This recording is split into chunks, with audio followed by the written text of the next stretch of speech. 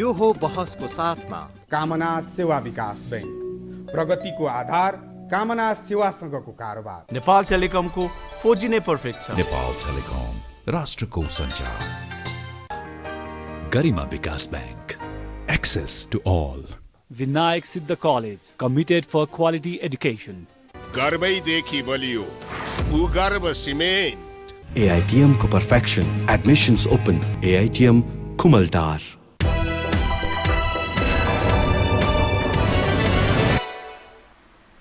नमस्कार, यो बहसमा म यहाँहरूलाई हार्दिक स्वागत गर्दछु। जीवराम भण्डारी।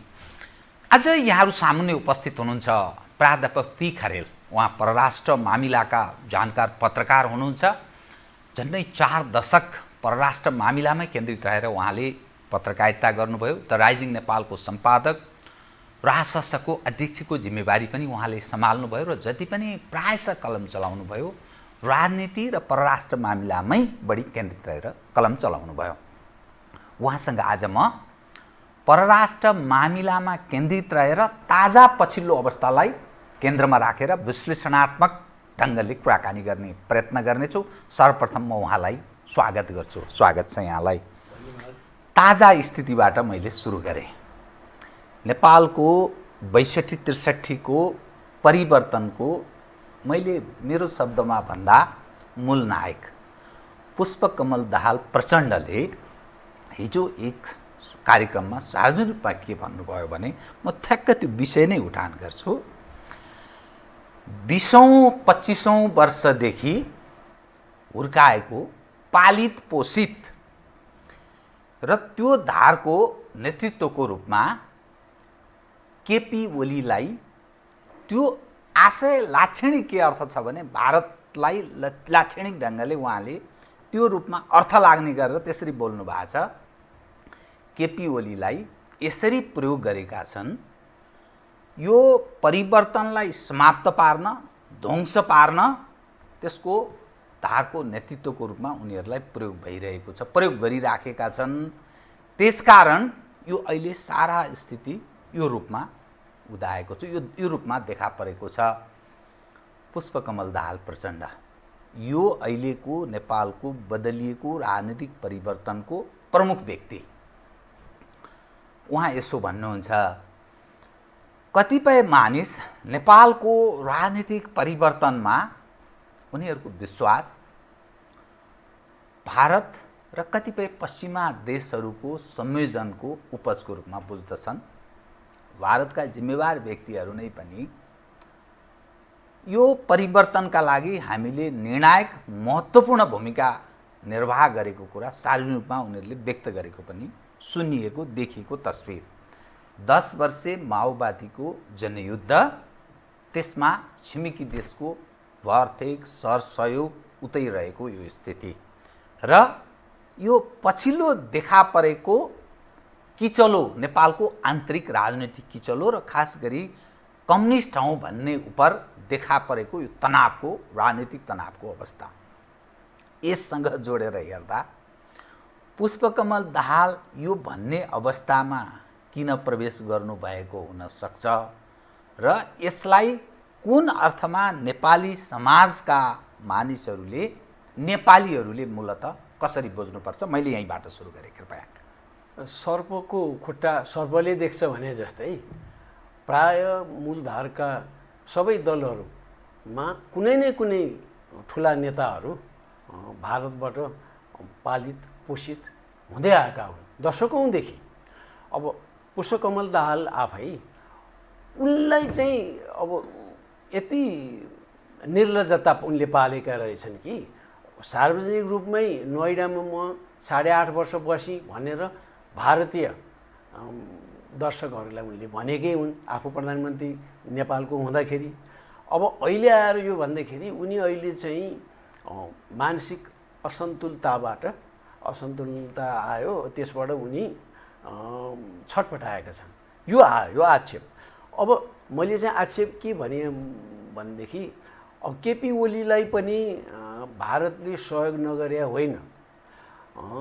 यो नेपालको 62-63 को आन्दोलन ताक र त्यसपछिका वर्षहरूमा केपी ओलीको सम्पर्क भारतीय नेता प्रणब मुखर्जी थिए। उनीसित सम्पर्क गर्दै थिए। केपी ओलीले पटक पटक भारतीय दूतावासबाट विभिन्न खालको सहयोग हुँदा उनको ब्रेकफास्ट मिटिङ कहीँ गरे भने, कहीँ डिनर दिए भने त्यसको बिल भारतीय दूतावासले नै तिर्थ्यो इत्यादि थियो। तर पुष्पकमल दाहालको जस्तो भूमिका उनको रहेन। पुष्पकमल दाहाल त यहाँ नेपालमा 17,000 मान्छे जुन मारिए त्यसको कज त उनी हुन् र उनीलाई प्यादा भारतीय खुफिया एजेन्सी मार्फत भारतीय सरकारले गर्यो र उनी धेरै जसो त भारतमै बसेका हुन् यो युद्धको समयमा। अब जनयुद्ध पनि हामीले झुकेर त्यसलाई एउटा शब्द दियाली भनेमा त जनयुद्ध भन्दाखेरि सारा नेपालीको बेइज्जत गरे हो। त्यो जनयुद्ध भन्नु न, युद्ध हो त्यो, युद्ध है। अब त्यस्तो जनयुद्ध किन भन्नु हुँदैन? जनताले गरेकै होइन, जनताको समर्थनै छैन। र यदि उनले चाहिँ अहिलेको परिवर्तन उपलब्धि भनेर यो जान लायो भनेर रोइलो गर्छन्, म आफै त यसमा उपलब्धि छैन, धेरै जसो उपलब्धि छैन। केही न केही त केही संविधान आउँदा हरेक संविधानमा केही न केही उपलब्धि त थियो नि। 4 सालको संविधान पनि थियो नि उहाँ पद्मशमशेरले दिएकोमा। पछि पनि हुँदै आयो। पञ्चायतको टाइम पनि त केही त राम्रै पक्ष थिए नि। तर समग्रमा चाहिँ यसले चिफ क्यारेक्टरिस्टिक्स भनेर मानेका 4-5वटा त्यसका विरुद्ध धेरै छन्। मधेसवादी दलहरू नै छन्। कतिलाई सङ्घीयता चित्त बुझेको छैन, कतिलाई धर्मनिरपेक्षता चित्त बुझेको छैन। नेपाली काङ्ग्रेसका शीर्ष नेताहरूले नै यसको विरुद्ध गइसकेका छन्। हिन्दू राष्ट्र चाहिन्छ भनिरहेछन्। खुला रूपमा राष्ट्र संस्था फर्कनु पर्यो भनेर ठाउँ-ठाउँमा जुलुसहरू निस्किएको त 2-3 महिना भइसक्यो नि। अब यो चाहिँ यसलाई उपलब्धि नमान्नेहरू पनि थुप्रै छन्, म सहित। म भनेको चाहिँ के भने म सहित भन्नुभयो, म सहित भने नि। अब धेरै जसो त हामी विश्लेषकहरू त अरूले एउटा विचार यसमा एउटा विचार दियो, अर्को विषयमा अर्को विचार दिइन्छ, अनि अर्कोलाई चाहिँ चित्त बुझेन भने यो कहाँ स्वतन्त्र हो भन्छन्। तर विशेष स्वार्थ बिना केही टिप्पणी गर्यो भने त्यसलाई स्वतन्त्र भन्ने हो। मैले चाहिँ के भने यहाँका युगौँदेखि आइरहेको विशेषताहरूमा परिवर्तन ल्याउनु पर्यो भने व्यापक छलफल, राष्ट्रव्यापी छलफल गरेर यो संविधान ल्याए मान्य हुन्छ। गणतन्त्र किन नहुने? हिन्दू राष्ट्र चाहिँदैन नेपालीहरूले भने पनि ठिक छ। तर त्यसमा मूलत त्यो बेलाका संविधान सभाका सदस्य त अधिकांशले त्यो संविधान पढे पनि छैनन्, क्षमता पनि छैन, अहिले पनि क्षमता छैन तिनीहरूले पढ्ने। त्यो क्षमता छैन भनेको त्यो संविधान सभाका तत्कालीन सदस्यहरूको अधिकांश अत्यधिक बहुमतलाई ज्ञानै छैन। अब त्यो ज्ञान बिना यसै आयो त्यो संविधान भन्ने हो। 4-5वटा नेताले जे भने त्यही नै गर्ने, उनीहरूले त्यहाँ ढ्यापढ्याप छैलाए। नेताले नै बनाएको संविधान हो कि कसले? होइन, कसले? केहीलाई चाहिँ आइएनजिओहरूले, त्यसमा आइएनजिओजहरूमा पश्चिमाहरूबाट सञ्चालित रातारात संविधानविद भएको छन्। यहाँ संविधान कति पढाइन्छ भने मलाई थाहा छ नि।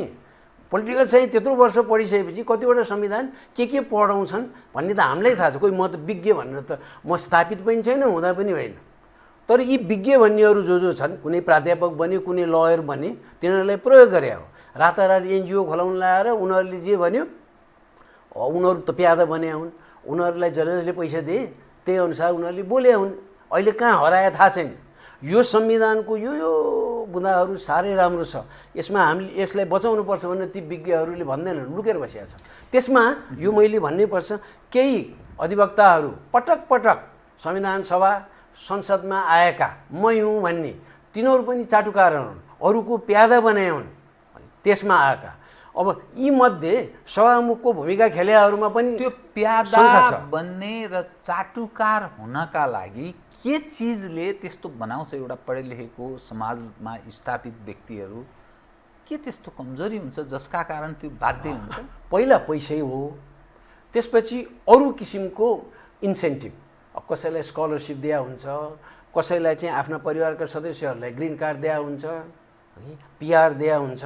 तर मूलत पैसा र भावी दिनमा जसको जित हुन्छ त्यो बेलामा त्यो हौवाको भरमा ल्याएको जसको जित हुन्छ तिनीहरू मार्फत केही न केही पद पाइन्छ भनेर हो। र पाइरहेछन्, तिनीहरूले पाइरहेछन् सबैमा आउँदाखेरि। अब यो अवस्थामा यो संविधान ती मार्फत ल्याइयो। अब हिन्दू राष्ट्रको त ओपन सेक्रेट भइसक्यो।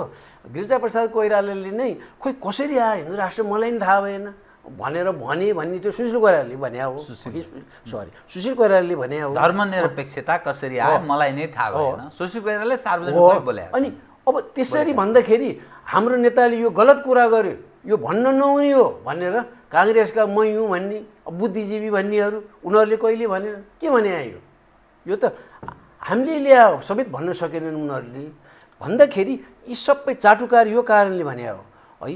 पदको लागि उनीहरू जे पनि गर्न तयार भए। यी कारणले गर्दाखेरि यिनीहरूलाई प्यादा बनाउनु। त्यसमाथि फेरि कसैले पिएचडी गरेर छन्, त्यसमाथि पश्चिमा मुलुकबाट गरेर छन्, त्यसमाथि अलिकति अङ्ग्रेजी लाउने रहेछ भने म त अब कम्तीमा राजदूत केही रहन्छु भने नभए त म परराष्ट्रमन्त्री भनेर फाइँ लाएर हिँड्छन्। मैले जानी आज पनि यसो लाउँ कि अलिअलि अङ्ग्रेजी बोल्न जानेपछि विज्ञ होइन्छ। मैले त अझै आज जानी बुट्टे कमिज र स्ट्राइप कोट लाएर आउँ कि जस्तो पिन स्ट्राइप त्यो पनि। यो मुलाले चाहिँ परराष्ट्रको कुरा गर्छ लाउनु समेत जाँदै छैन भन्ठानु ती फटाहरूलाई चाहिँ भनेर चाहिँ बुद्धिजीवी मध्येका फटाहरूलाई भन्नु थियो, मिलेन आज चाहिँ त्यस्तो छ। यी कारणले यो संविधान हाम्रो होइन र यहाँले चाहिँ मलाई समयमा यस्तो अवसर दिँदाखेरि यहाँलाई याद छँदैछ विगत 3 वर्ष यता निरन्तर रूपमा राज संस्थाको उपादेयता अहिले पनि नेपालमा छ भन्ने समग्रमा छ भनेर यति स्पष्ट भन्ने विश्लेषकहरूमध्ये 2-3 जना होलान् बढीमा, न त सायद मै होला, मै हुँ पहिलो। अहिले त धेरै कुरा आए। त्यो तपाईँलाई म अलिक स्पष्ट पार्न चाहन्छु। यो लाखौँ जो दर्शक हेरिरहनु भएको छ नि, सङ्घीयता, गणतन्त्र, धर्मनिरपेक्षता र यो संविधान जुन जारी भयो 70-80 वर्षदेखिको सपना नेपालीहरूको साकार भयो। अहिलेको यो बदलिएको राजनीतिक परिवर्तनमा लाभ लिएका मानिसहरूले निरन्तर यही रूपमा म जसरी प्रश्न गरेँ यही रूपमा एडभोकेसी गर्छन्। राजाले गर्ने शासन राजतन्त्र, राजा एकजना भन्दा धेरै व्यक्तिहरू मिलेर गणहरूले गरिने शासन गणतन्त्र। अनि धर्मनिरपेक्षताको अर्थ मानिसहरूले भन्ने व्याख्या गर्ने कुरा राज्यको कुनै धर्म हुँदैन, सबै धर्मावलम्बीहरू त्यसमा बस्न सक्छन्, सुविधा प्राप्त गर्न सक्छन् र त्यसमा राज्य चाहिँ निरपेक्ष रहनुपर्छ भन्ने मान्यता र संहिताको सवालमा त्यो पावर डेलिगेट्स त्यस रूपमा शक्ति पृथकीकरणको सिद्धान्त अनुसार शक्ति र त्यो अधिकार बाँडफाँडको सवालमा सोभरेन त्यो रूपमा दिनका लागि यो जरुरी छ। र यावत उपलब्धि यो जनताले बनाएको संविधान भएको हुनाले त्यसमा परिमार्जन परिष्कृत पनि गर्न सकिने हुनाले यसलाई ठुलो उपलब्धिको रूपमा लिनुपर्छ। यसको आलोचनाको के तुक छ भन्ने जो दृष्टिकोण राखिन्छ तपाईँले यसमाथि च्यालेन्ज गर्नुभयो किन गरेर बताइदिनुहोस् त। एउटा त सबै सिस्टममा अन्तिम दिनसम्म यो साह्रै राम्रो सिस्टम भन्दै आयो। पञ्चायतको टाइममा पनि 46 सालभरि त्यही नै सम्म 70 सालदेखि 46 सालसम्म पञ्चायतका यी गुण छन् भन्दै आउन्। 47 सालको संविधान अन्तर्गत पनि 62 सालसम्म त्यही भन्दै आउन्। अब अहिले पनि त्यही भन्छन्, फाइदा उठाएछन् उनीहरूले भन्छन्। तर हामीले एउटा तर्क त जे कुरा जता लगे नि हुन्छ, कुरा र कुलो जता लगे नि हुन्छ भने जस्तो हाम्रो कुरा र कुलो जता लगे पनि हुने। यहाँ पनि के भने सबभन्दा नजिक कुन सिस्टमसित मिल्छ त भन्दाखेरि हाम्रो बेलायतसित भन्नुपर्छ। सबभन्दा पुरानो पार्लिमेन्ट्री सिस्टम त्यसैसित मिल्ने।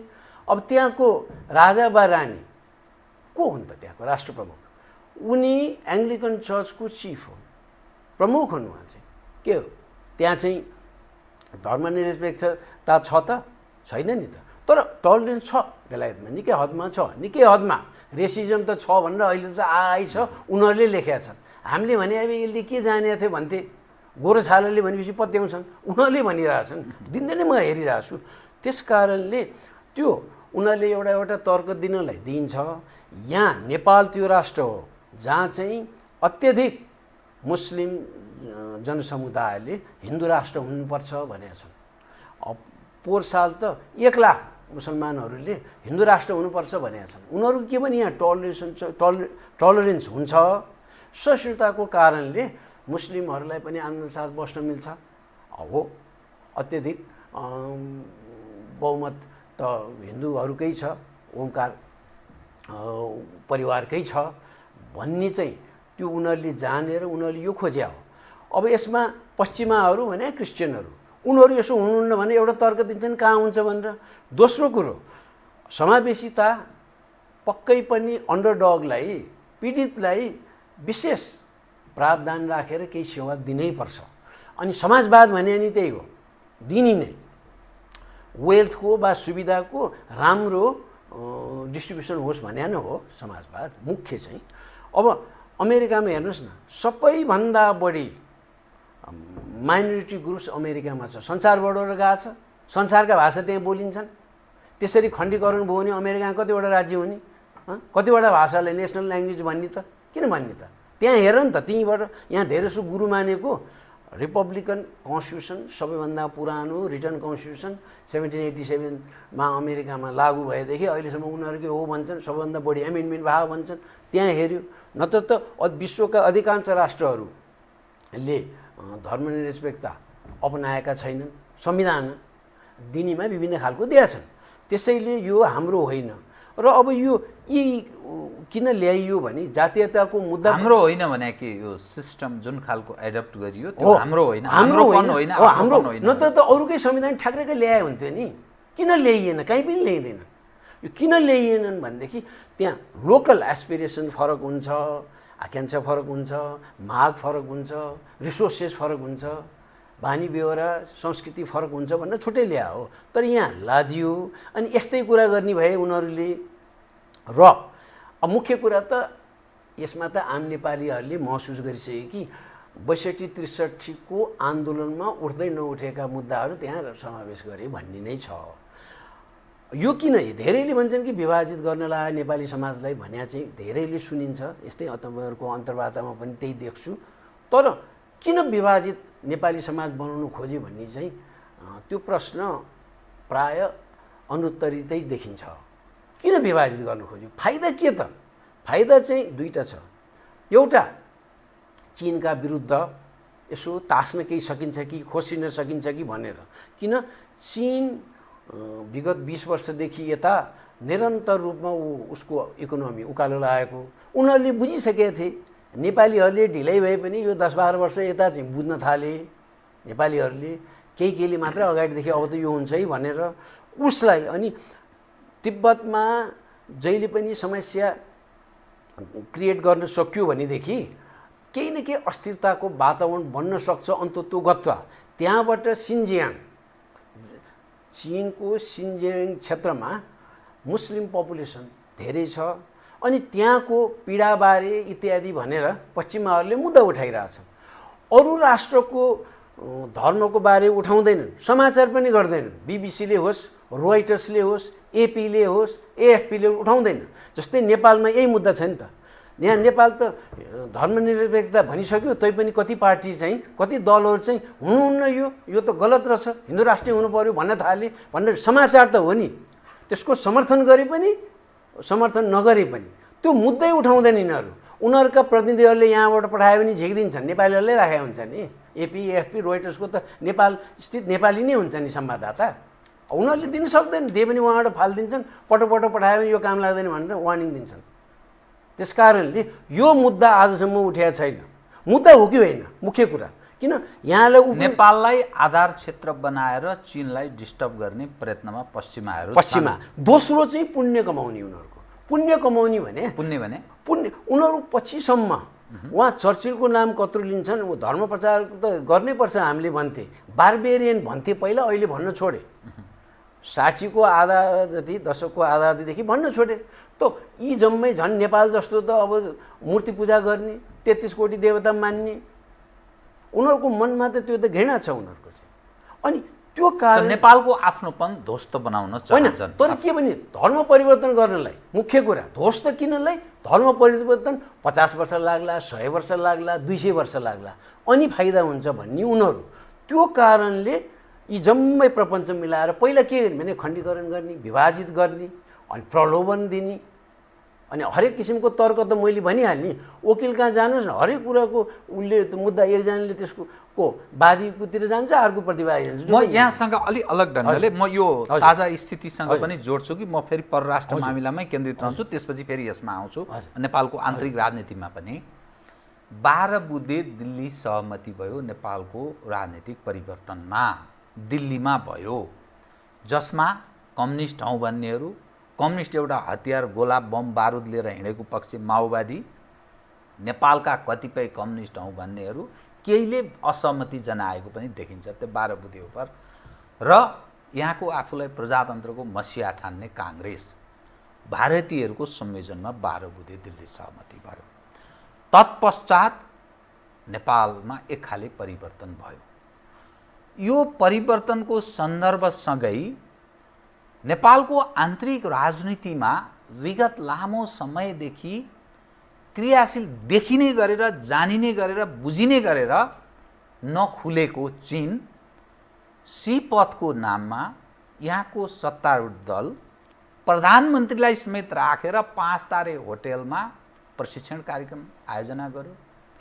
चीनसँग वैकल्पिक मार्गको रूपमा व्यापार र पारावाहन सम्झौता पनि भयो नेपालको। अब ल्यान्डलक्ड होइन, ल्यान्ड लिङ्क्ड कन्ट्रीको रूपमा नेपाल रूपान्तरित भयो, गौरव पनि गरियो। अनि चीनसँग अरू पनि यो सिल्क रोडका कुराहरू आए, अनेकौँ सहमति सम्झौताहरू पनि भए। त यो समग्र यसरी हेर्दा प्रचण्डको अहिलेको भनाइअनुसार यी सबै काम विगतमा ओलीजीको नेतृत्वमा चीनतिर भयो, एमसीसी यसै लड्किरहेको छ, थन्केर बसेको छ। प्रचण्डको हिजोको भनाइअनुसार प्रधानमन्त्री ओली, यो म भनिरहेको छैन, प्रधानमन्त्री केपी शर्मा ओली भारतीय प्यादा उसले प्रयोग गरेको एउटा व्यक्ति।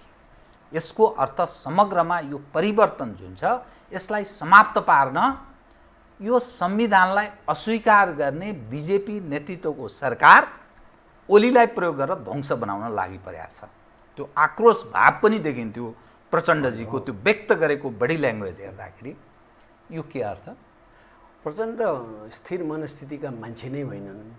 अनि उनले एउटा आक्षेप स्वत लाउँछन्। आक्षेप मैले अघि पनि भने, यिनी आफै भारतबाट पालित पोषित, यिनी बाबुराम भट्टराई र केपी ओलीलाई सहयोग, मैले सुरुमा पनि भने सहयोग इन्डियन एमएसीले गर्दै आएको हो। पहिला खुब धाउँथे यिनी चाहिँ, पहिला नधाएको होइन।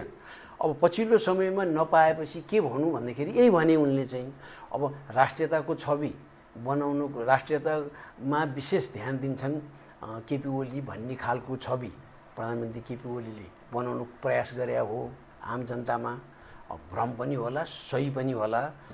तर यिनले यो भन्नुको मतलब उनी चाहिँ आक्रोशित छन्, अब कमजोर हुँदै गएका छन्। त्यो कमजोर भइरहेकोमा सर्पले सर्पलाई चिन्या मात्र हो, म यति मात्र भन्छु। र अहिले सम्भवतः पछिल्ला दिनमा यिनीहरू त दिनदिनै यिनीहरूको स्ट्यान्ड चेन्ज हुँदै जान्छ, स्टेबल छैनन् कुनै पनि मामिलामा। प्राय सबै नेता यिनी बढी, त्यस कारणले सम्भवतः अरूले पनि यिनलाई प्रयोग गरे होलान्, गर्नु खोजिया होलान्। ठाउँ केही नभएपछि यही भन्ने अहिलेलाई तत्कालको फाइदाको लागि यिनले यो भने आउनुपर्छ। आम नेपालीले यिनी चाहिँ विशुद्ध राष्ट्रवादी नेता हुन्, पुष्पकमल दाहाल, केपी ओली चाहिँ भारतीय दलाल भनेर पत्याउँदैनन्।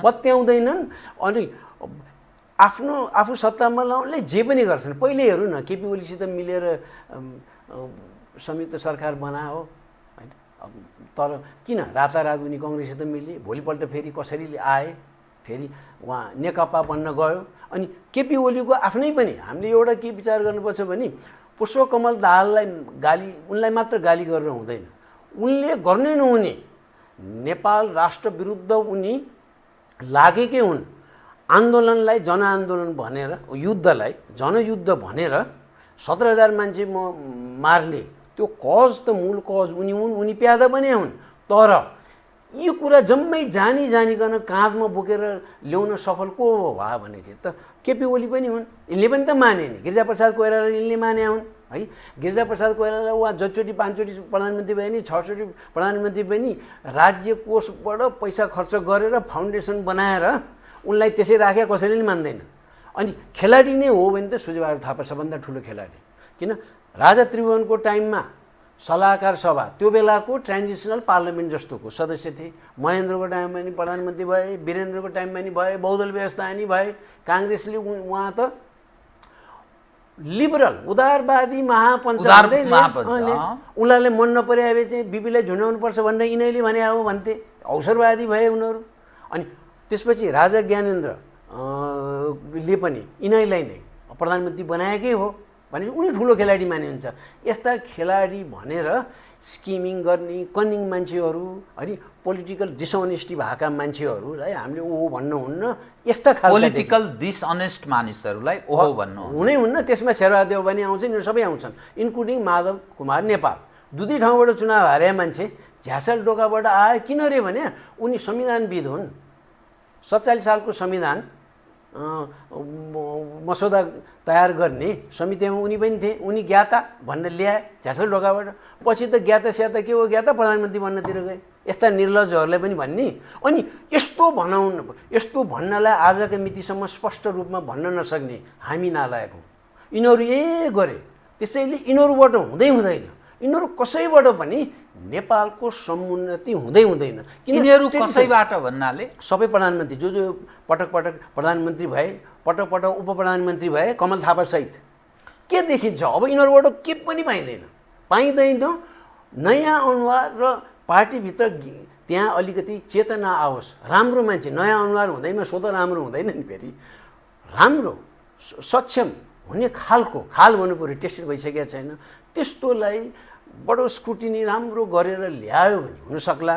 नत्र भने बाह्य शक्तिहरूले जल्दा बढ्दा छन्। यिनीहरू त युवा शक्तिहरू हुन् भनेपछि पेन्टेड गरिसकेको छ। पहिले ट्याप अहिले नै गरिसकेको छ। अहिले कतिलाई गइसकेको छ, कहाँ लान्छन्, कसैलाई कहाँ भ्रमण गराउँछन् इत्यादि छ। अहिले चाहिँ धेरैलाई त्यो शङ्कामा आइसक्यो। पानी सब प्राप्त आइसक्छ। अनि चुनाव लड्न पर्यो भने जित्या हुन्छ। अनि अलिक ठुलो भयो भने आफ्नो चुनाव क्षेत्रमा खर्च गर्नलाई मात्र होइन, अरूको लागि पनि गुट बनाउनलाई पनि पैसा दिया हुन्छ। उनीहरूले त्यो गर्छन्। उनीहरूको इन्ट्रेस्टै धर्म परिवर्तन र चीनलाई कसरी दुःख दिने भन्ने हो।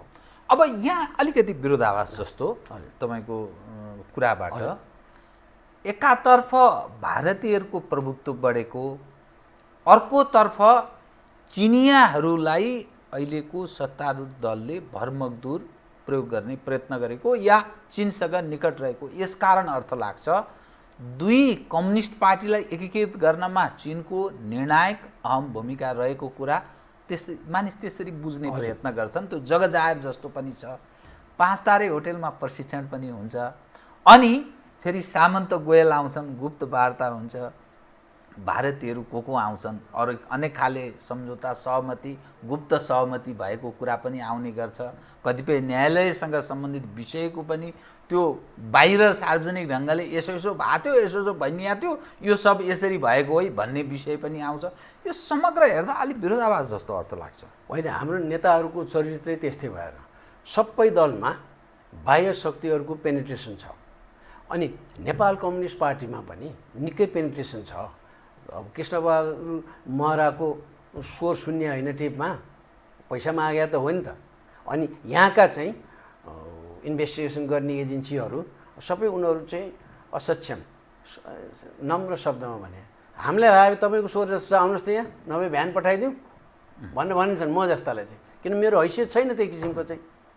उनीहरूले सके सोध्न त हुन्छ नि के हो यो भनेर, त्यतिसम्म नगरे।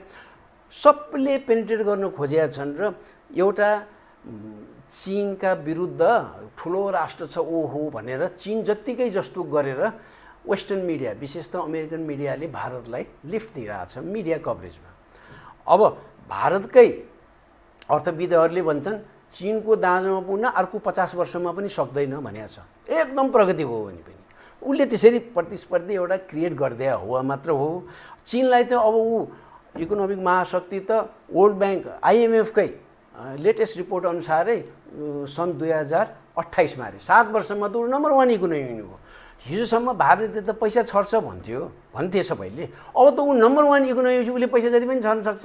उसले छर्छ, उसले सुरु गर्ने अवस्था आइसकेको छ। यहाँ अलिअलि त गरिसकेको छ, तर भारतको जतिको गरिसकेको छैन।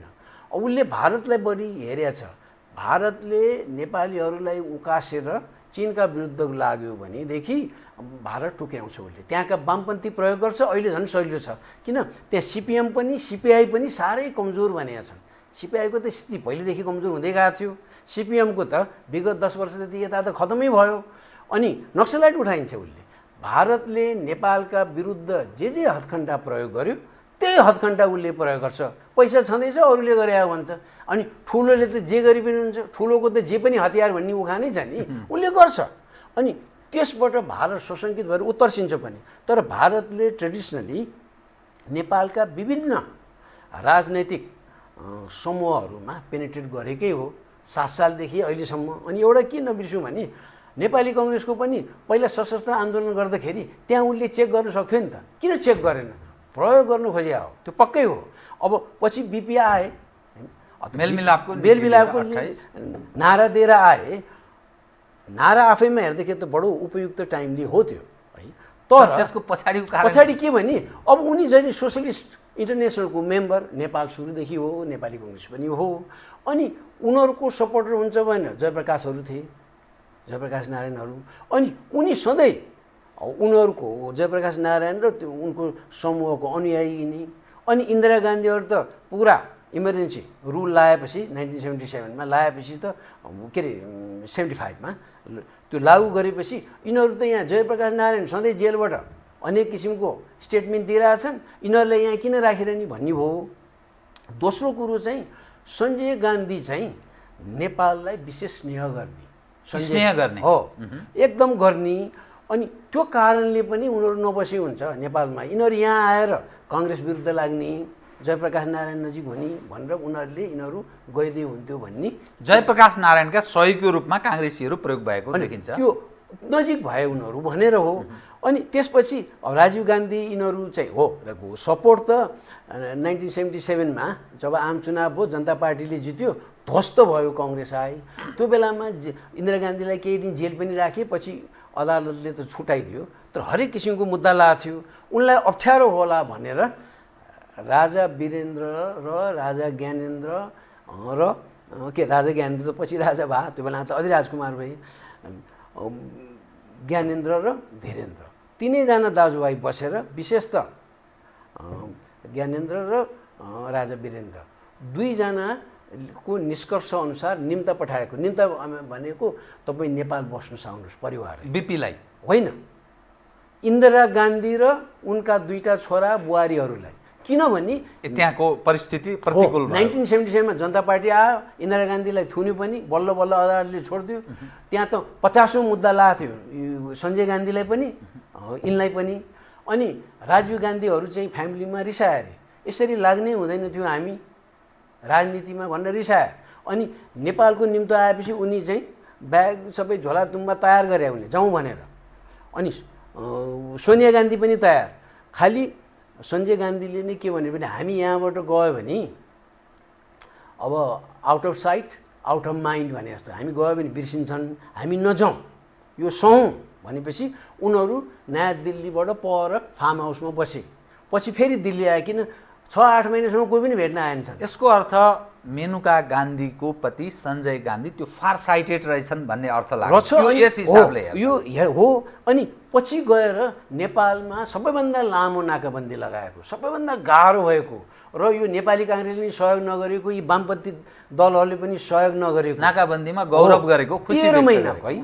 त्यस बेलामा थेग्या त मरिचमान सिंह श्रेष्ठले हो नि त, 13 महिनासम्म थेग्या यिनीहरूको सहयोग नहुँदाखेरि पनि। त्यस बेलामा राजीव गान्धीले लाउनु नहुने हो भन्दाखेरि मनेका गान्धीले उनको मासिक म्यागजिन थियो सूर्य भन्ने, अनि अङ्ग्रेजीमा आउने, अनि उनले लेखिन् राजीव गान्धीले नेपालका विरुद्ध विभिन्न हदखण्डा प्रयोग गरिरहेछन्, नबिर्सिनु। ऊ बेलामा यी दम्पति भने सोनिया गान्धी र राजीव गान्धी त प्रधानमन्त्री थिए त्यो बेलामा है, यो त्यही 46 सालको आसपासमा हो। अनि उनले लेखेको त 46 सालमै हो। यसो गर्नुहुन्न नेपालले यस्तो दुःख दिनुहुन्न र हामीले कृतज्ञ हुनुहुन्न। ऊ बेलामा यसरी बोलाएको र तिमीहरू त जान तयार भए होइन भने त्यो खुलेको छ। त्यो मेनुका गान्धीको सूर्य म्यागजिनमा म यति भन्छु कि जुन पछि, मलाई मोटामोटी महिना थाहा हुन्छ, 1989 जुन पछि माया लाग्छ सेप्टेम्बर अक्टोबरसम्म 1989 को जुनदेखि सेप्टेम्बर मासिक हो।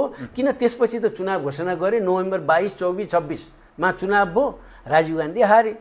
तपाईँको दृष्टिकोणमा नेपालको राज संस्था र भारतको त्यो नेतृत्व पङ्क्ति बीच त्यति राम्रो सम्बन्ध के कारणले बिग्रियो र भारत नेपालको राज संस्थाको उन्मूलनमा दिलो ज्यान दिएर लाग्यो र सारा राजनीतिक संयन्त्रलाई प्रयोग गर्यो? के कारण हुन सक्छ?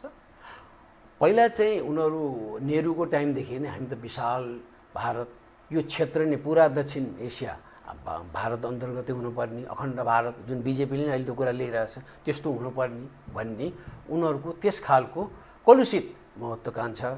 अनि नेहरूले पनि कोसिस गरे हो। अनि यहाँ अनेक किसिमको हल्ला फैलाउँछन्, त्रिभुवनले चाहिँ बुझाउनै खोज्या हो, नेहरूले त्यो चर्चा गरिन्छ। त्यसै गर्छन् नि, एउटा सधैँ लगाइदिन्छन् नि। यी नेताहरू हुन् जसले चाहिँ दरबारमा यस्तो भयो, भुसीको बोतल फाले भन्ने छ, आफ्नो श्रीमती अर्कोसित गएको थाहा भएन, यो भएकै कुरो उदाहरणै छ, अर्कोले ल्याएको होइन र। त्यस कारणले हामी यस्तातिर जानुहुन्न, आफ्नै कुरा केही थाहा नपाउने अर्का कुरा लाउँछन्। तथ्यगत रूपमा त त्यो कसले भन्छ? जस्तो राजा त्रिभुवनले नेपाली कांग्रेसले भने हो विलय गराउन, यो के प्रायोजित हो? यो प्रायोजित हो। नेपाली कांग्रेसमा उनको के भने अब 16 सालको चुनावमा अत्यधिक बहुमत ल्याएर उनीहरूले चुनाव जित्या, 17 साल पुगेको गति गयो उनीहरूको सरकार, अनि पार्टी ब्यान्ड भयो, नेताहरू जेलमा बसे, अनि त्यो पीडाबाट उनीहरू भएको नभएको कुरा गर्न थाले। त्यसैले त राजनीतिक संस्कृति बिग्रियो नि। भएको मात्र कुरा गरे पत्याउँथे नि त मान्छेले, यस्तो दिन थाले। तर अरूले त्यहाँ विभिन्न लामो इतिहास त्यतातिर नजाउँ, किन त्रिभुवन महेन्द्रमा मनमिटाड छ इत्यादि भन्छन्, मूल कुरामा केही पनि होइन।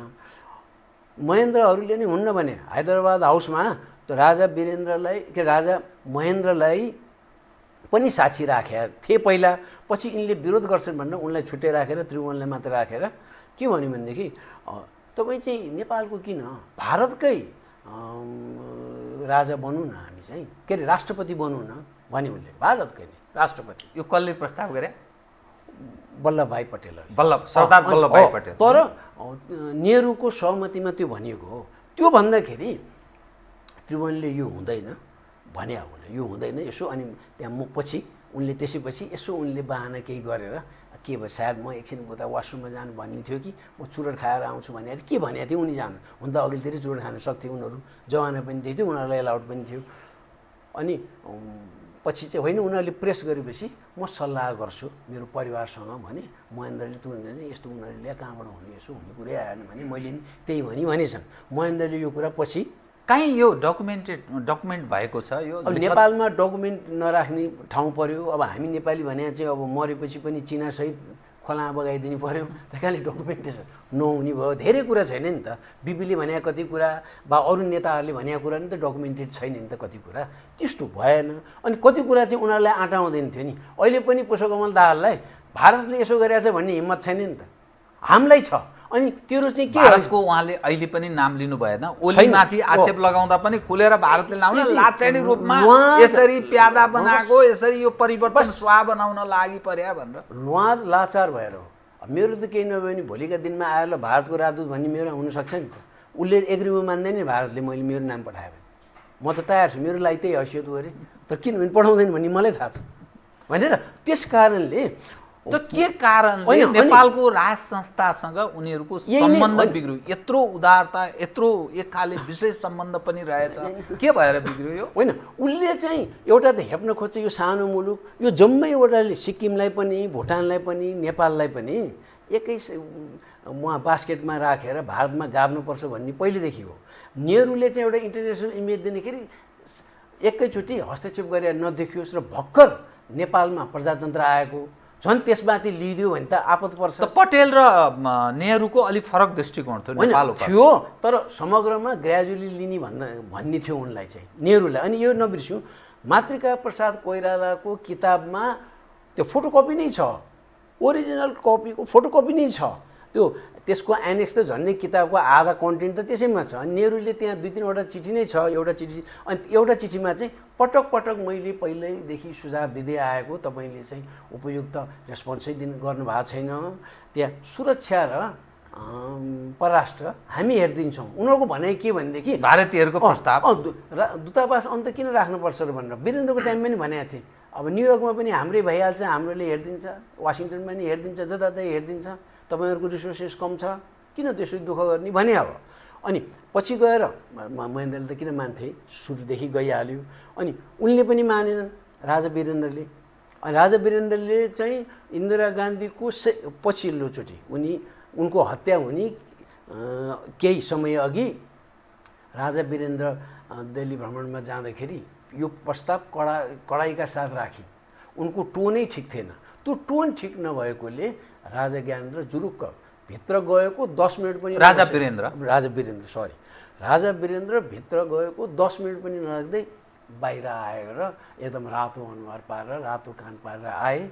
पछि उनले दरबारका केही व्यक्तिहरूलाई चाहिँ भने कि उनले यस्तो प्रस्ताव राखिन् भने उही पहिलेदेखिको प्रस्ताव राख्यो। त्यो यस्तो प्रस्ताव भनेको पहिलेदेखि परराष्ट्र र रक्षा। तर उनीहरूले त्यो दुईटा राखेपछि जलस्रोत स्वतः राख्ने उनीहरू। इन्टरप्रिटेसन त हरेक जान्छ नि, जसरी पनि जान्छ त्यहाँ त सुरक्षा अन्तर्गत मजाले जान्छ। त्यहाँ चाहिँ केही पनि जाँदैन उनीहरूले चाहिँ। कसैलाई केही दिनु पऱ्यो, बाहिर मान्छे आउनु पऱ्यो, बाहिरकालाई केही प्रोजेक्ट दिनु पऱ्यो भनेदेखि, टेन्डर बाहिरलाई दिनु पऱ्यो भने ती परराष्ट्र भनिदिन्छ उसले, अझ सुरक्षा भनिदिन्छ। त यो जुन स्थिति छ नि दुईटा भयो। अनि राजीव गान्धीको टाइममा चाहिँ यो पहिलेदेखि हजुरबाउले नसके, आमाले नसके म गर्छु भन्ने उनलाई भयो। त्यसपछि पाकिस्तानमा 1988 हो त्यो नाकाबन्दी लाउने 3-4 महिना अगाडिको कुरा हो। यो डिसेम्बरको कुरा हो। नाकाबन्दी मार्च एप्रिलदेखि लाग्यो। त्यहाँ चाहिँ उनले ब्रेकफास्ट मिटिङ बोलाए। अनि त्यो ब्रेकफास्ट मिटिङमा कस्तो भने उनी त एउटा ठालु जस्तो गरेर श्रीलङ्काको लागि छुट्टै, पाकिस्तानको लागि छुट्टै, अरू सबलाई सामूहिक दर्शन भेट जस्तो तपाईँहरू आउनु पऱ्यो भने। जबकि सारको हिस्ट्रीमा सुरुदेखि 1-on-1 कुरा गर्ने, एकल कुरा गर्ने, पहिलो दिन इनअगुरेसन हुन्छ, दोस्रो दिन कहीँ रिसोर्टमा गएर छलफल गर्ने, आफ्नो समस्या के छ त्यहाँ त्यो विचार गरेर अनि सुझाव राख्ने भने, आदान प्रदान गर्ने भन्ने हो। उनले ब्रेकफास्ट मिटिङ उनले बोला। अनि पाकिस्तान चाहिँ होस्ट भएकोले छुट्टै मिटिङ गर्छु, श्रीलङ्काको चाहिँ किन गर्ने भने उनको अन्तिम टर्म र उनी त्यसपछि रिटायर्ड हुने जयवर्धने भनेपछि यो 4वटा। अनि नेपालले चाहिँ यो त हुँदै होइन यो प्रिन्सिपल, यदि हामीले गर्ने हो भने नेपालको पालो हो यो। किन हामीले पनि यस्तो गर्ने हो भनेर सुरुमा सुनेका थियौँ, यो सम्मेलन सुरु हुने अगाडि नै। त्यस बेला त यो हामी गर्छौँ, त्यो बेला यस्तो गर्ने कि भन्ने मात्र आएर छ। हामी होस्ट हुन्छौँ त्यसो गर्ने भए भनेर राजा वीरेन्द्रले मेसेज पठाएको। अनि यिनीहरूले चाहिँ हामीलाई यसो गर्ने यत्रो ठुलो राष्ट्रको भनेर च्यालेन्ज गर्यो भने राजीव गान्धीले। अब राजीव गान्धीको ज्ञान चाहिँ 12 क्लास हो। अनि पाइलट भयो के ज्ञान भनेर ज्ञान पाइलट भएकोले 12 क्लास हो, अरू त्योभन्दा बढी पढाइ नै होइन है। अनि अब त्यसमा चाहिँ ऊ अङ्ग्रेजी बोल्थे भन्यो भने अङ्ग्रेजी त थोर बहुत त म पनि बोलिरहेको हुन्छु नि होइन। त्यस कारणले उनले त्यो ठुलो ठाने उनलाई। त्यो ठान्दाखेरि अनि नाकाबन्दीको कुरा आयो, त्यहाँ हरेक किसिमको हथकण्डा प्रयोग गरे, उनी फेल खाए तर उनी मारिए। अनि एउटा कुरो नेपाललाई संयोग एउटा गजबको छ, नेहरूले राजा महेन्द्रलाई एउटा कडा सन्देश पठाएको थिए, यो त्यही सुरक्षा र परराष्ट्र हेरी गरी। त्यो पठाउने बित्तिकै यो 18 सालतिरको कुरा हो। त्यो पठाउने बित्तिकै राजा महेन्द्रले पनि कडा मौखिक सन्देश पठाए। त्यसपछि अनि उनले चाहिँ सुर्याइदिए नेपाली काङ्ग्रेसलाई, उनले सुर्याइदिए तर 1962 को वार भयो लगत्तै। 1962 को चीनसितको वारमा त भारतीय सेना बहादुरीका साथ पछि हटाए भनेर आयो खत। त्यसपछि उनी शिर उनको कहिले उच्चो रहेन भनेर भारतीय विज्ञहरूले, भारतीय देशप्रेमीहरूले लेखेका छन्। अब यसमा अनि एउटा है यसो उनको यो देखियो इन्दिरा गान्धीले त्यत्रो राजा वीरेन्द्रलाई गरेको संयोगवश त्यसको 1 वर्ष पनि भएको थिएन, आफ्नै सुरक्षा गार्डबाट उनी मारिन्। राजीव गान्धीले त्यत्रो दुःख दिएको यहाँ आउनु त आयो, हामीलाई त राम्रै भयो, 47 सालको संविधान पनि आयो, तर उनी त क्याम्पेनको टाइममा ब्लास्टमा चकनाचुर भए, त्यस्तो भयो देखिँदै। अनि सोनिया गान्धीको पनि हामीले हेर्दै गरे हुन्छ। सोनिया गान्धीको पनि 135 वर्ष जतिको सबै एसियाको सबैभन्दा पुरानो दल काङ्ग्रेस, प्रमुख प्रतिपक्षी दल समेत छैन अहिले चाहिँ, त्यो मिनिमम सिटै छैन, आवश्यकीय सङ्ख्या नै छैन। अब त्यो त्यस्तो किसिमको सर्वनाक हार हुन गयो गजबको। अब मोदीको पनि हामीले हेरे हुन्छ भन्ने बेलामा यहाँ आयो कि पशुपतिको दर्शन दुनियाँको दर्शन गर्छ। यही अधिकांश हिन्दू भएको राज्यलाई राष्ट्रलाई अनि उनले हरेक किसिमको दुःख चाहिँ उनको समयमा पनि आछ है। त्यो भयो भने सायद राम्रो हुँदैन भन्ने ज्योतिषहरूले भन्छन् यसो प्राइभेटली कुरा गरेमा यस्तो देखिन्छ। त्यसैले भारत अनि भारतको एउटा कुरो चाहिँ चीन सक्रिय भएर आएको हो अनि चीनको पल्टामा गयो भने त 10 वर्ष भयो। अहिले उनीहरूले महसुस गरेर उनीहरूका विज्ञहरूले महसुस भने पहिला उनीहरूको एकलौटी थियो चीनले होइन हाम्रो पनि इन्ट्रेस्ट छ अब बढी इन्ट्रेस्ट छ भनेर ऊ आउन लाग्यो। धोका इन्डिया के अरे चीनले पनि दियो किन अन्तर्राष्ट्रिय मञ्चमा सुरुदेखि नेपालले चीनको समर्थन गरे हो एक चीन नीति है सुरुदेखि नै। त्यसपछि अहिले यो बाटो बनाई ट्रेन ल्याउने दुनियाँ भन्छन्। यदि कोदारी राजमार्ग नबनेको भए महाप्रलय हुन्थ्यो यहाँ बाटै बन्दैन थियो। त्यसले बाटो खोलिदिएको हो। अरू ट्रेन ल्याउँछु भन्ने कमसेकम बोल्नको लागि बाटो खोलिदिए हो अरू त केही पनि होइन है। बोल्नको लागि त बाटो खोलिदिए उनले ल्याए अनि त्यस्तोको राम्रो कुराको क्रेडिट दिनुपर्छ। डिस्क्रेडिट जस्तै पुष्य गति ठिक थिएन भन्यो भने त्यही मात्र कुरा गरे हुन्छ अरू सबै खराब भन्यो। अनि पुष्पकमल दाहाल यिनीहरूको यहीँ त आउँछ नि उनलाई काँधमा ल्याउने बेलामा उनको विगत थाहा थिएन केपी ओलीलाई। केपी ओलीको विगत माधव नेपाललाई थाहा थिएन। माधव नेपालको विगत केपी ओलीलाई थाहा थिएन। तर चीन कसैका लागि पनि काँध थाप्दैन भन्ने विगतका घटनाबाट देखिन्छ। यसकारण पछिल्लो जुन 62-63 को राजनीतिक परिवर्तन भयो प्रधानमन्त्री गिरिजा प्रसाद कोइरालासँग चीनको राजदूतले ओहदाको प्रमाणपत्र बुझाएको पहिलो। यसको अर्थ राजा महाराजाहरूले चीनसँग जुन खाले सम्बन्ध स्थापित गरे जुन खालको एक चीन नीतिप्रति अडिग रहे चीनको हितमा पनि काम गरे सार्कमा पनि चीनको विषय राजा ज्ञानेन्द्रले उठान गरे चीनले त बोकेन। तर यो पछिल्लो बदलिएको स्थितिमा चीन दिलो ज्यान दिएर प्राण छोडेर कम्युनिस्टहरूको अनुकूल किन हुन खोज्यो? त्यहाँ चाहिँ उसको पेनिट्रेसन बढी छ है। त्यो न त नाम मात्र कम्युनिस्ट राख्या हुँदै होइन। अनि म पटक पटक भन्छु वर्ल्ड ब्याङ्कले इन्टरनेसनल मोनिटरी फन्डले यस्ता निकायहरूले सिफारिस चीन अलि फितलो परराष्ट्रमा अलि फितलो रूपमा प्रस्तुत भयो नेपालमा कि जानाजान गरे होइन। कम्युनिस्टहरू चाहिँ उहाँ आइएमएफ र वर्ल्ड ब्याङ्कले दिएको सिफारिस कुनै पनि नकार्य छैन नि। यहाँ कम्युनिस्ट हामी त वर्ल्ड ब्याङ्क हामी एड ल्याउन सक्छौँ यस्तो राम्रो छ भनेर खतिवडाले समेत ठै खाएर हिँड्या हो। तर चीन चाहिँ उसले त्यो नेपाललाई चाहिँ राजा ज्ञानेन्द्रलाई चाहिँ धोका दिएकै हो। किनभने यदि ढाकामा राजा ज्ञानेन्द्रले त्यो अडान नल्याए भए चीनले प्रवेश पाउँदैन थियो। यो 7 मा उसले त्यो अडेस उनले पाए। त्यसपछि अब राजा ज्ञानेन्द्रको त जुन मनमोहन सिंहले राखेको प्रस्ताव थियो यो प्रस्ताव मान्यो भने उही पहिलेदेखि आएको नेहरूको पालदेखि आएको त्यो मानिदिएको भए भुटान सरहको भए भुटान जस्तै भए हुन्छ नि। भुटान कस्तो आनन्दमय जीवन बिताइरहेछन् सबै भुटानीहरू खुसी छन्।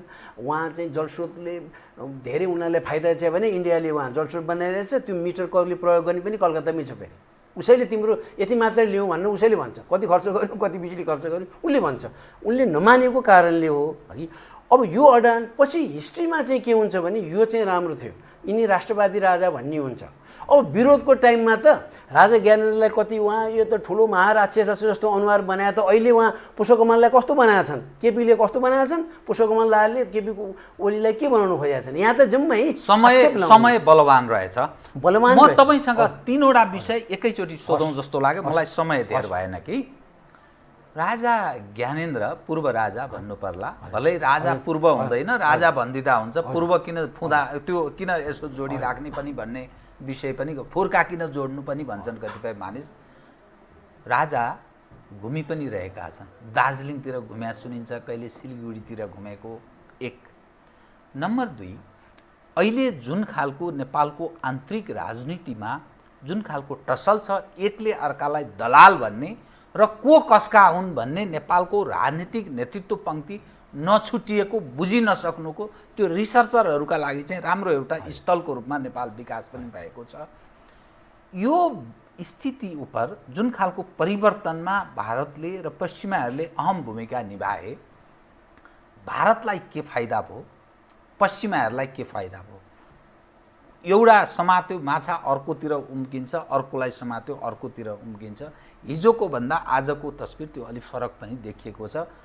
के रिथिङमा पुग्न लागेको हो सरकारवाला देशहरू जो नेपालको परिवर्तनका लागि निर्णायक अहम भूमिका निभाए, तर यहाँको राजनीतिक नेतृत्वको दोहोरो मापदण्ड र एकदम अप्ठ्यारो स्थिति जुन एकपछि अर्को सिर्जना हुँदैछ, यो तस्बिरलाई कसरी हेर्ने बताइदिनुहोस्। र के जो राजाको तपाईँले जो एडभोकेसी गरिरहनु भएको छ, स्वयं राजा त इच्छुक छन् र यो कुरा तपाईँ गरिरहनु भएको छ कि यसै तपाईँले कुनै तृष्णाले तपाईँको पनि कुनै स्वार्थ भएर राजाको विषय एडभोकेसी गरिरहनु भएको छ? के मतलब यो बताउनुहोस् त। मेरो विगत यहाँ एकदम छोटकरीमा मेरो विगत यहाँलाई थाहा छैन केही स्वार्थले भन्यो कि भनेन भन्ने। एउटा कुरो चाहिँ मैले सुरुमै भने 3 वर्षदेखि नै नेपालमा स्थायित्वको लागि राज संस्था चाहिने रहेछ, संस्था चाहिने रहेछ भन्ने भयो। अब 3 वर्ष अगाडि त कसैले कुरा गर्दा अहिले चाहिँ यो महसुस भयो। अनि गणतन्त्र धरापमा छ भनेर त यो संविधान ल्याउनेहरूले भनिरहेछन्। धरापमा छ भनेको मतलब गणतन्त्र हटेपछि के राज संस्था आउने त हो नि। यो देखियो राजा ज्ञानेन्द्र सित भेट गर्दाखेरि दर्शन भेट जसले खोजेर जसले पाए, नेपाली काङ्ग्रेसका नि ठुला नेताहरूले 10-11 जना त मलाई थाहा छ, ठुला नेताहरू पटक पटक मन्त्री भइसकेका है, र कोइराला फ्यामिलीका अधिकांशले पाइसकेका छ। अनि विगत 1.5 वर्ष यता कम्तीमा 3 जनाले पाछन्, होइन 3 जना कम्तीमा 5 जनाले पाछन् कम्तीमा। भन्दाखेरि उनीहरूले किन पाउँछन् भने यतातिर अलिकति पल्ला भारी हुन लाग्यो कि भनेर त गएको हो नि। एउटा दरबारलाई नि के होला नि, पहिला काङ्ग्रेस त उनीहरूलाई नि चाहियो होइन, अहिले दरबारलाई नि काङ्ग्रेस चाहियो, अरू दल पनि चाहियो, अरू दललाई पनि यता त चाहियो कि यतै हुन लाग्यो कि पल्ला भारी हुन लाग्यो भनेर गएको हो। अब राजा ज्ञानेन्द्रले चाहिँ राजा चाहिन्छ, राजा आऊ देश बचाऊ भन्ने बाहिर यो गत 3-4 महिना यता त विभिन्न सहरमा आयो पनि, तर राजाले केही गरेनन् भन्ने छ। नेपाली काङ्ग्रेसका ठुला नेताहरूको पनि छ पहिला राजा आउनु पर्यो भनेर। आउने कसरी चाहिँ कसैले सोल्युसन दिएको छैन। अनि उनी आउने कसरी हो भन्दाखेरि मेरो एउटा यसमा चाहिँ मेरो सीमित ज्ञान हो है। उनले भन्दैमा आउलान् त वैरेलान् भनेर त प्रश्न यहाँहरू आफैले त्यो प्रश्नको उत्तर दिनु। आउलान् त वैरेर आउलान् त। हामी नेपाली आफ्नो स्वार्थमा 2 छाक अथवा 2 दिन नुन खान पाइँदैन भनेदेखि हामी अरू जे पनि दिन सक्छौँ, नुन चाहिँ ल्याइदियो हामी जे पनि गर्छौँ भन्ने नेपाली छौँ हामी। कोही पनि आउँदैनन्, त्यतिको आउँदैनन्, त्यतिका सेना त्यसै आउँदैनन् हाम्रो मुलुकमा। भू राजनीति नै यस्तो छ कि 2टा राष्ट्रहरू मध्ये कम्तीमा एउटाले सशक्त समर्थन दिएन भनेदेखि सेना मुभ गर्दैन। गर्नै पर्ने भयो भने उसले गर् यहाँ त सजिलो छ, राजनीतिक ढाल एउटा चाहिन्छ एउटा, किनभने उसले दिएन भने अरूले पनि दिँदैन। उपलब्धि ठाने पश्चिमालाई चाहिँ यो संविधानको मूल उपलब्धि भनेर जुन ठुला नेताहरू विशेषतः पुष्पकमल दाहाल लाइन कम्पनीहरूले गर्छन्, त्यो उपलब्धि उनीहरूले बढी मानेका छन्। त्यस कारणले उनीहरूलाई चाहिँ राम्रै छ यो जाला भन्ने डर अहिले ढिला भएको। उनीहरूका भारतलाई पनि चीनलाई पनि नेपाल चाहिँ अलिकति स्थायित्व भयो, अरूले खेल्न पाएन भने कमसेकम हाम्रो आफ्नो सुरक्षा चाहिँ रहन्छ, नेपालबाट हामीलाई चाहिँ सुरक्षामा हानि हुँदैन भन्ने निष्कर्ष पुग्यो। यो हो, तर पश्चिमाहरूको अब एग्रेसिभली नेपाल आउन लागेले उनीहरूले वार्निङ गरेका छ भारतलाई पनि चीनलाई पनि। भारत र चीन मोदी सकभर प्रजातान्त्रिक किसिमले परिवर्तन भएको देखियोस् भन्नेमा छन् उनीहरू। अरू यहाँ चाहिँ उनीहरू बदलिएका छन्, पहिलेको बदलिया छन्, पुनर्विचारको अवस्थामा बोर्डमा छ। बिजेपी धेरै बदलिया छ। आरएसएस यस्तो फ्रन्टमा चाहिँ के थियो भने अखण्ड भारत भन्नुपर्छ। यदि नेपाल चाहिँ हिन्दू राष्ट्र भयो अनि त्यहाँ राज संस्था आयो भने हिन्दू राष्ट्र त राम्रो हो, राज संस्था फेरि आयो भने अनन्तकालसम्म जान्छ अनि अखण्ड भारतमा नेपाल कहाँबाट आउने, आउँदैन भन्थे। र पछाडिको 15-18 महिना जति चाहिँ उनीहरूमा पनि परिवर्तन भयो भन्ने त्यहाँ गएका नेपाली जानफकारहरू उनीहरूसित सम्पर्क भएकाले भनेका छन्।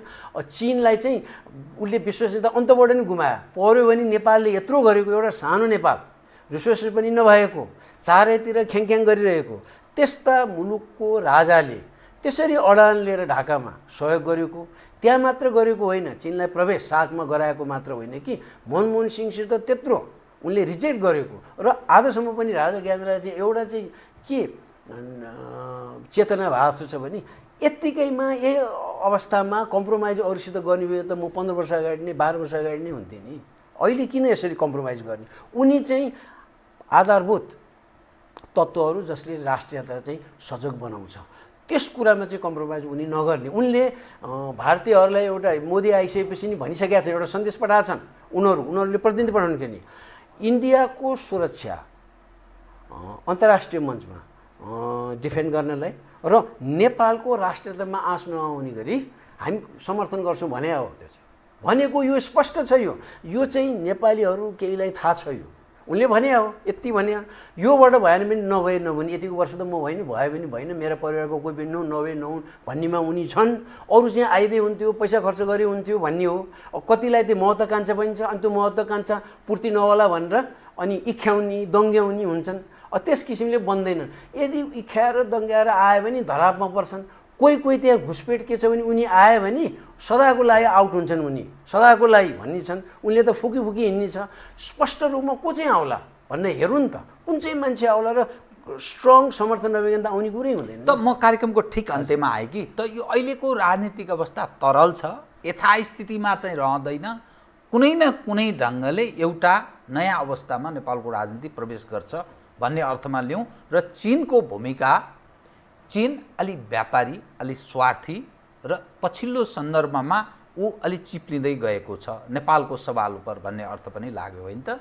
होइन, मलाई चाहिँ उसले खोजे जति पाएन। उसको त छ नि, पेनिट्रेसन थुप्रै छ, इन्भेस्टमेन्ट सबभन्दा बढी नेपालमा छ। उसले देखाइसकेका छन् सबै हदकण्ठा, सबै प्रयोग नगरिरहेको। उसले खोजे जति भएको छैन। जस्तै नेकपालाई एउटै पार्टी बनाउन त उसको भूमिका हो होइन। अनि हार्यो चीन हार्यो भनेर भारतीय मिडियाले लेखेका थिए नि।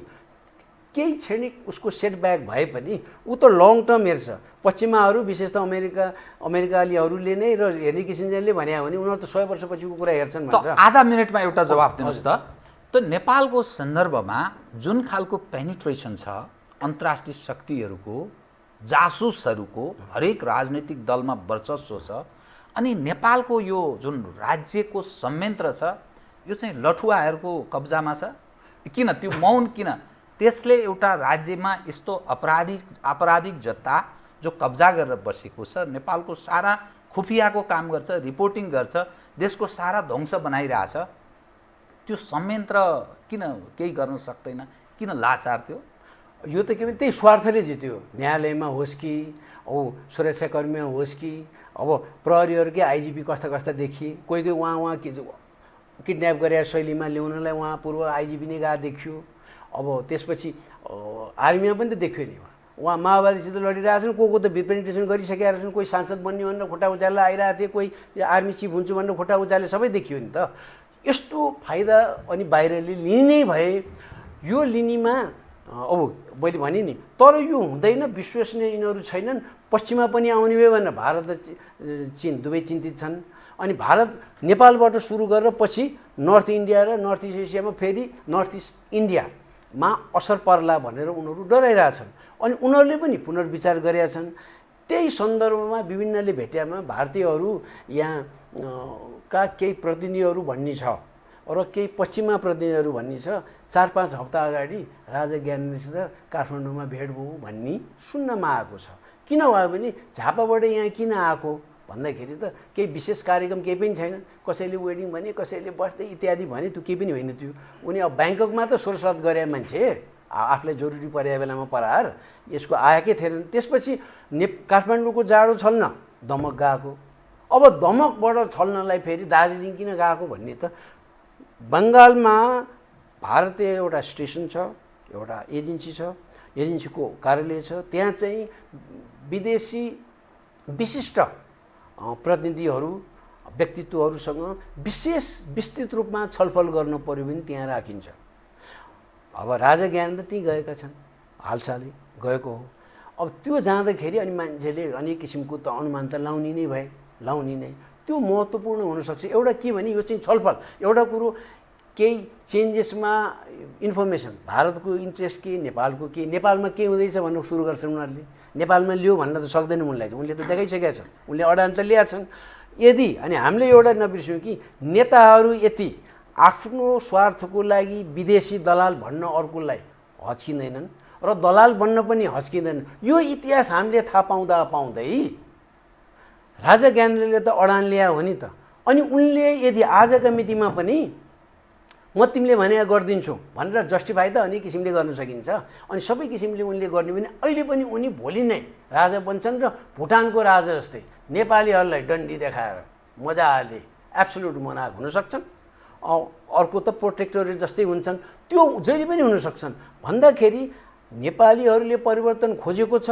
गणतन्त्र आए नि राज संस्था आए पनि बा निर्दलीय व्यवस्था, निर्दलीयको नि कुरा आइरहेछ। किनभने यो मुलुकलाई स्ट्रङ पार्ने बर्माको त्यसै भएको छैन है। बाइ द वे बर्मामा यहाँ आएको छैन, त्यहाँ धेरै एथनिक ग्रुप्सहरू छन् अनि पश्चिमाहरूले त्यहाँ विभाजित गर्नु खोजेको छ बर्मालाई। त्यो कुरो चीनले नि बुझेको छ अनि बर्मिज आर्मीले नि बुझेको छ। त्यहाँ धेरै थिचोमिचो गरे हो। 1962देखि 50 वर्षसम्म त आर्मी रुल भयो, तर त्यो त्यस्तो खालको आर्मी रुल त अरूले समर्थन गर्दैनन्। तर पश्चिमाहरूले त्यहाँ विवाद नेपालमा जे मोडेल थियो लागू गरे उनीहरूले त्यही रेप्लिकेट वहाँ गर्न खोजेको हो अनि अन्ततोगत त पुण्य कमाउने हो। अनि उनीहरूको एउटा पोइन्ट थियो, 2 वर्ष जति नजरबन्दमा बसेको मान्छेलाई नोबेल पुरस्कार दिए। नेपालमा त्यस्ता कैयौँ नेता थिए, कति दुःख पाएर जेलमा बसे, कहिले दिँदैनन् नि।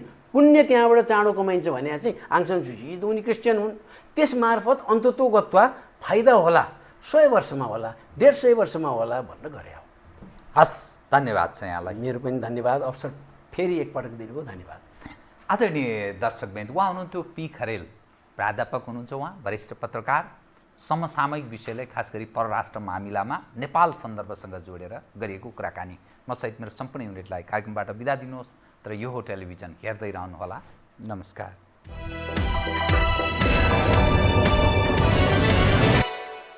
यो हो बहसको साथमा कामना सेवा विकास बैंक, प्रगतिको आधार कामना सेवासँगको कारोबार। नेपाल टेलिकमको 4G नै पर्फेक्ट छ। नेपाल टेलिकम, राष्ट्रको सञ्चार। Garima Bikas bank, access to all. Vinayak Siddha College, committed for quality education. गर्वैदेखि बलियो भूगर्भ सिमेन्ट। AITM को perfection. Admissions open. AITM Kumaltar.